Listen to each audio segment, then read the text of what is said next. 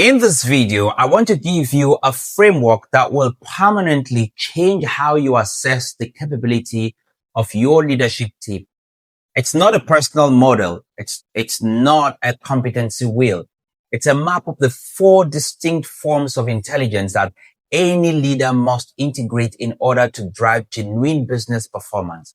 And an honest look at what most organizations are only developing one of them systematically and to see how this impacts them. So here's the framework. 4 intelligences. All 4 are present in every high performing leader. And most organizations invest almost exclusively in one. The first is financial intelligence. What is financial intelligence? It is the ability to read, interpret, and act on financial data with genuine understanding rather than a surface familiarity. And most leadership development invests here because this intelligence is the easiest to measure and the most legible to board and shareholders. Everybody wants to know what's happening to the money. Now, the second is customer intelligence, not market research, the neurological capacity to understand what another person needs before they have fully articulated it, to read the emotional and behavioral signals in a room, a conversation or a relationship, and respond to what is actually being communicated rather than just what is being said.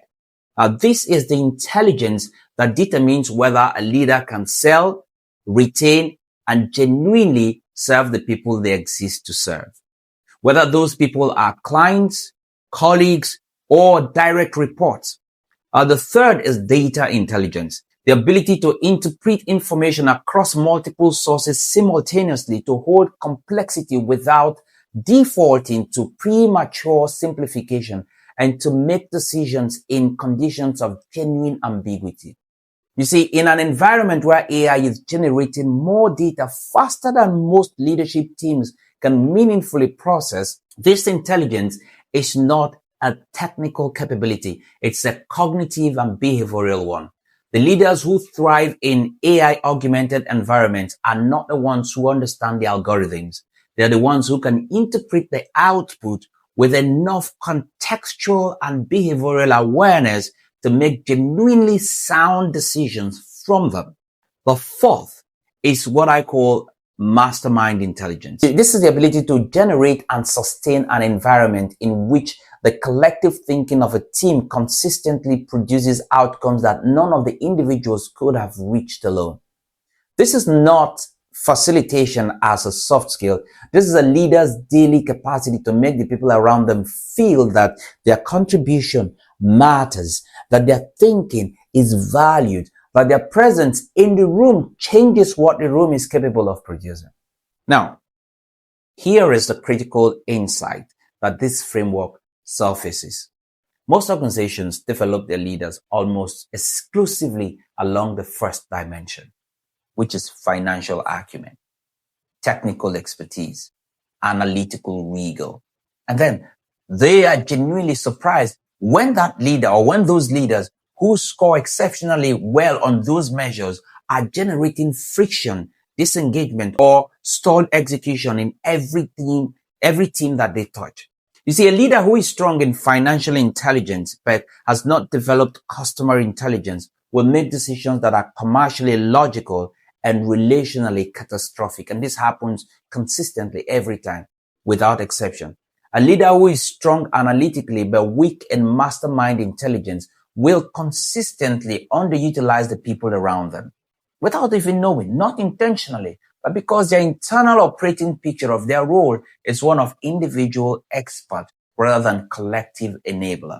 The team meetings that they run produce information transfer.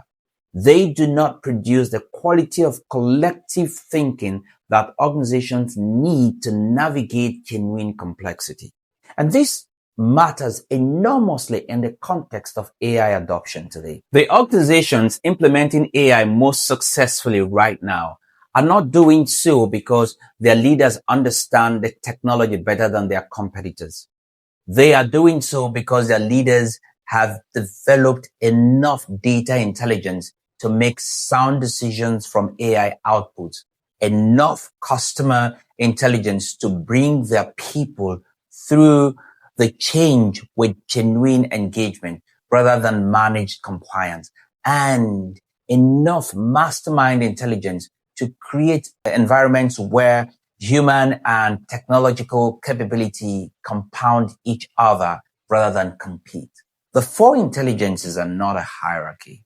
They are an ecosystem. Underinvestment in any one of them creates a gap that the others cannot compensate for. And in most leadership teams, two of the four have received almost no deliberate development at all. Three things that I would recommend and encourage you to pay attention to this week. First, map your leadership team honestly against all four dimensions. Not a formal assessment, a working hypothesis. For each leader, where the strength is and where is the genuine underdevelopment. You are looking not for weaknesses to penalize, but for gaps to address before they generate the kind of commercial friction we've been discussing for a while now. And second, look specifically at mastermind intelligence in your most senior layer. In your last 3 leadership team meetings, did the output of the group exceed what any individual in the room could have produced alone? If the answer is rarely, then you have a mastermind intelligence gap at the top, and it's almost certainly cascading downwards through every layer of your organization below it. Thirdly, when you next review your AI or technology investment, apply the 4 intelligence lens to your implementation leadership. Who is driving the adoption? What is their intelligence profile? Are they strong enough in customer and mastermind intelligence to bring the human side of the organization with them? Because if the person leading the implementation is primarily a financial or data intelligence leader, you already know where the adoption program will stall. That's why you need to do this analysis, because the most expensive capability gap in most leadership teams is not the one showing up on the competency framework. It is the one that nobody thought to measure. I'm going to ask you, which of the 4 do you think is most underdeveloped in your leadership team right now?